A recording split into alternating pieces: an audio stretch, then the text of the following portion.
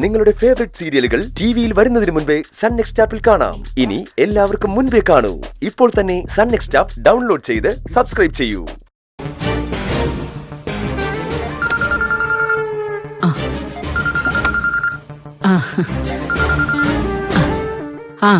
ഹർഷേ, ഞാൻ കരുതി നീ എന്നെ ഉപേക്ഷിച്ചെന്ന്. ഞാന് അത്താഴം കഴിക്കായിരുന്നു ആന്റി. ഫോൺ മുറിയിൽ വെച്ചിട്ടാ പോയെ. 2 കോൾ എടുക്കാത്തപ്പോഴേക്കും ഞാൻ ആന്റി ഉപേക്ഷിച്ചു എന്ന് തോന്നാൻ മാത്രം അവിടെ എന്താ ഉണ്ടായത്? ഓ, ഇവിടെ മൊത്തം പ്രശ്നമാ ഹർഷേ. ഇന്നത്തെ പ്രശ്നം ഞാൻ നിന്നെ വന്ന് കണ്ടതും അവിടുന്ന് ആഹാരം കഴിച്ചതുവാ. അത് നമ്മൾ പ്രതീക്ഷിച്ചതല്ലേ ആന്റി? അവിടെ പ്രശ്നങ്ങൾ ഉണ്ടാക്കി ആന്റിയുടെ കാര്യങ്ങൾക്കൊരു പരിഹാരം കാണുകയാണല്ലോ നമ്മുടെ ലക്ഷ്യം. ഓ, അതൊന്നും അത്ര എളുപ്പമാണെന്ന് എനിക്ക് തോന്നുന്നില്ല. പിന്നെ എന്നെ സഹിക്കാൻ പറ്റുന്നില്ലെങ്കിൽ വീട് ഭാഗം വെച്ച് പിരിയാന്ന് വരെ ഞാൻ പറഞ്ഞു നോക്കി. അപ്പൊ എല്ലാം വിട്ടു തന്നിട്ട് അവൻ പോയിക്കോളാന്നാ ഇന്ദ്രൻ പറയുന്നത്. അവളോ? ആ അനുപമേ, അവളതിന് ഓക്കെയാണോ? ഏയ്, എന്റെ സ്വത്ത് ഭാഗം വെക്കുന്നില്ല അവളെന്ത് പറയാനാ? അതിന്റെ തീരുമാനം എടുക്കേണ്ടത് ഇന്ദ്രനല്ലേ? പിന്നെ ഒഴിഞ്ഞു പോവാമെന്ന് ഇന്ദ്രൻ പറഞ്ഞപ്പോ സത്യരും ഏട്ടന്റെ പുറകെ ഇറങ്ങുമെന്നാ പറഞ്ഞത്. രണ്ടാൾക്കും പോകാൻ ഭാര്യ ഇവിടെ ഉണ്ടല്ലോ. സോനിക്ക് മാത്രമാ പോകാൻ ഇടമില്ലാത്തത്. വേണമെങ്കിൽ അവക്കും എനിക്കിവിടെ സുഖമായിട്ട് ജീവിക്കാം. പക്ഷേ ഇന്ദ്രനെ എനിക്ക് എന്നേക്കുമായിട്ട് നഷ്ടപ്പെടും. എന്റെ മരണം വരെ എന്നെ നോക്കേണ്ടവൻ ഇനിയുള്ള കാലം അവന്റെ ഭാര്യയ്ക്ക് വേണ്ടി ജീവിക്കും. അത് ആന്റി അതൊരിക്കലും അനുവദിച്ചു കൊടുക്കരുത്. സ്വത്ത് ഭാഗം വയ്ക്കുന്ന കാര്യം ആന്റി പറയണ്ടായിരുന്നു. അത് ഇന്ദ്രന് വീട്ടിൽ നിന്ന് പോകാനുള്ള വഴി തുറന്നു കൊടുക്കലാവും. ആന്റി, ഞാൻ ആന്റിയോട് പറഞ്ഞതെന്താ?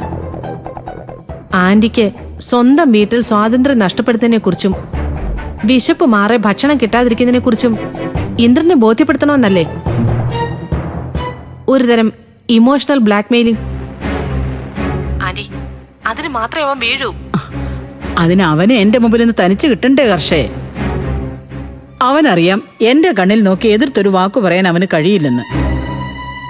അതുകൊണ്ട് എനിക്ക് പിടിതരാതെ നടക്കുക അവൻ. അതെ, ഞാൻ ആലോചിക്കുന്നത് അവനെ എന്റെ മുമ്പിലേക്ക് കൊണ്ടുവരാൻ എന്താണൊരു വഴിയെന്നാ.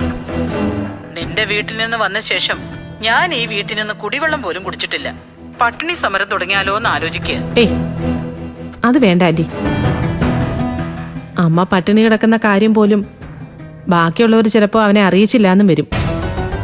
ഇനി നമുക്കൊരു ചെറുത്തുനിൽപ്പ് നടത്തി നോക്കാം. അതും എല്ലാവരുടെയും മുന്നിൽ വെച്ചൊരു പ്രത്യക്ഷ സമരം. എന്ന് വെച്ചാ?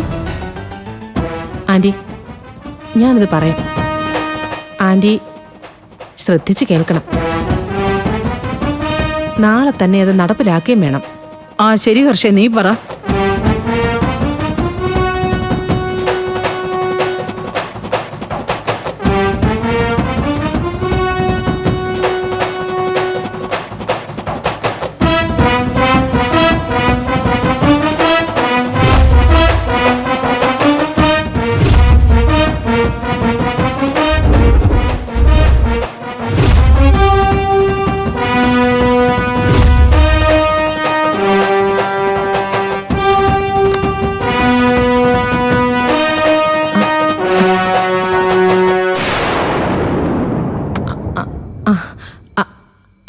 ആന്റിക്ക് എന്ത് തോന്നുന്നു?